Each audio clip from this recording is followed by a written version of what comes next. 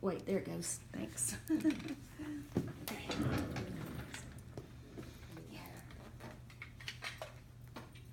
Okay, so we are going to talk about the Standard 3 learning environments. Okay. Your lesson today was you did chapter 8 of a single shard, and then you did a theme activity with them. Okay, let's start off with the first area. Can't think of the word. Sorry. Collaboration for safe, positive learning climate. You know, I think on this one it's hard because I gave you a basic just because of the wording of the standard here. It says Canada has worked with students to establish a safe, positive learning climate in the classroom without the involvement of families.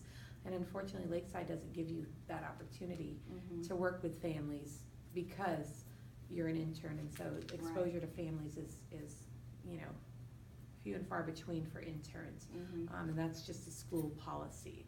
And so that's the only reason that you have a basic there, because it doesn't apply for, you know, But the I'll- other two, proficient and outstanding, have the families. Right, but I'll be able to observe possibly on the parent-teacher Absolutely, conferences. Okay. absolutely, yeah, you can participate, or you can observe, and then depending on each parent, you know, we can ask a parent if they're okay with you putting input in. Right. And so that's how we handled that, Yeah. but the parent has to be okay with that. Right. But yes, you can usually sit in on all of them, we just let them know in advance. Okay. And so the second one was student-centered classroom, and this was the bigger one for me as far as what was happening with the theme. I know we had the themes around the room, and you gave the students the sentence strips that came from the book, and they had to match them to a specific theme. And this one I'm torn between the basic and the proficient, and the only reason is because of the word co-learner for proficient, where it says the candidate becomes a co-learner, and we've talked about this, about kind of giving them more opportunities to say what they would think. Draw it out of them more. Right, but I also know that the group that you're working with, it's sometimes difficult to draw it out of them. I mean, we really have to, you know, put on a dog and pony show in order to keep them engaged. And so, you know, in all fairness to you, I think you could easily be a proficient here with no problem. Well, I'll With keep the right, working on yeah, it. with the right group, you know what I Right. mean? Yeah. And we just have a tough group. Yeah. Our Monday, Wednesday classes are just tough groups overall. But I think that was the only thing that left me, you know, took me Right. back to the basic. Yeah, and I will keep working on that with those groups, because they are hard to get them engaged. It's hard to get them engaged and interested in Yeah. a lot of stuff. Yeah, and you know, it's kind of a great opportunity to be an intern with a tough group, because you have that opportunity. How am I gonna you know, manage this when I'm on my own completely? Right. You know, so it kind of Yeah. gives you some insight of what you have to possibly look forward to and things that you would change, you know. Right. And it is hard because you don't know the boundaries as far as, you know, what kind of punishment can I implement here? Right. And, you know, we've talked about that. Yeah.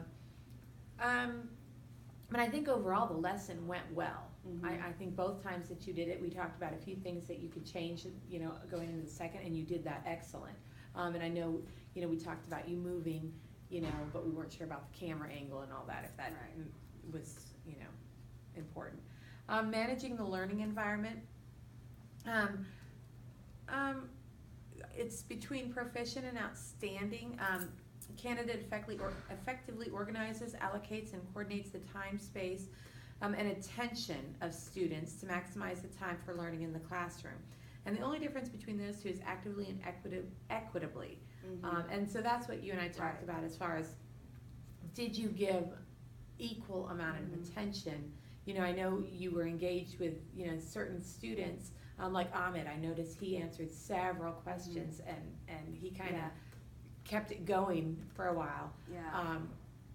And Bailey's usually pretty, he usually has some pretty solid answers. I just need to draw out the ones that just don't answer anything, Right. you know, try to get them engaged in answering questions. Right. And those who are kind of talking over on the side, you kind of have to make sure, if that's happening, just kind of walk in their general area, put a hand on their shoulder, do something, and they'll be like, oh, okay. Even if they don't get engaged or talking at that time, or, to you, at least they're paying attention now. Yeah, and we watched something with Teach Now, like at the very beginning, that the teacher would do that. She would never have to raise her voice. She would just walk closely to them. But yeah, I think that will help with this group. Yeah, they're just kind of a tough group.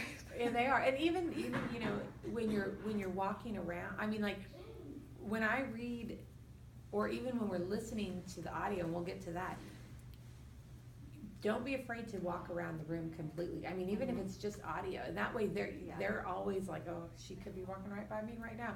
And it keeps them on track as far as annotating it on the right page. Okay, so that was, so I think, like I said, I think that I'd put you at proficient right there because of that word equitable. If we're, staying true to the rubric here. The next one, is verbal and nonverbal communications. For this one, I think definitely the outstanding. Verbal and nonverbal communication demonstrate respect and responsiveness to students and families' cultural background, and differing perspectives. And this goes back to when you were talking about the themes, and you did give examples of what they're going through in their own lives. And even relating some of the book back to what they can, so that they can relate to it, the real world. So definitely advanced there. You did a good job with that. And the use of interactive technologies, that's definitely proficient, and the only reason for not advanced is because of global communities, because we just haven't gotten there, even though our content, I mean, what we're studying is global. But I'm wondering, like that Celadon video though, it's opening up a different world to them, but I don't know about global communities. I don't know if that would fit in there.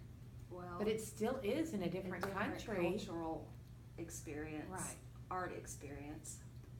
So it may be, I would say maybe, what do you think? Because they're having to watch that Celadon video and relate it back to the book, so they can see the connection. We also talk a lot about his community and his cultures, and I think they've learned a lot about the Asian culture. I think so too. So let's change that one to that, because I think, And then you're using Google Classroom, and they're listening to the audio, and I really like the fact that you pause the audio and you talk to them to ensure they're understanding and making sure that they're annotating and allowing for questions, because again, with these groups, if you don't, they're going to be lost. And sometimes I like to read it just to practice inflection and such, but I also like to let the audio CD play, because I'm able to read along and definitely look ahead and find spots to pause on. Right. I like that too. And that just becomes second nature after a while. You just know when you need to pause, because you'll get to know your kids and know, hey, I know they probably didn't understand that. So that'll just start coming naturally before long. So overall, I think it was a good lesson. I see absolute progress as we're going. I think the only thing is I think just coming out of your shell, a little, moving around a lot more, and because then, when they don't know where you're gonna go, it makes them have to, where's she going, what's she doing, and it just keeps them more alert, and I think that's why I'm always everywhere, because I know if I just stayed in one spot, I'm gonna lose those people over there, because I know, well, I'll just look up over there when she's ready, but if they don't know where I'm at, then it's like, so, but otherwise, and then we're gonna do another one, and so tomorrow, just here we go. We're gonna go again. Yep. Any questions or concerns that you're having? No, just what we kind of talked about before. The students that are in the classes that are a little bit more challenging, but it's something that I will have in my own classroom. So it is great experience. So And you don't know what kind of administration you're gonna get as far as support with, behavior problems or discipline.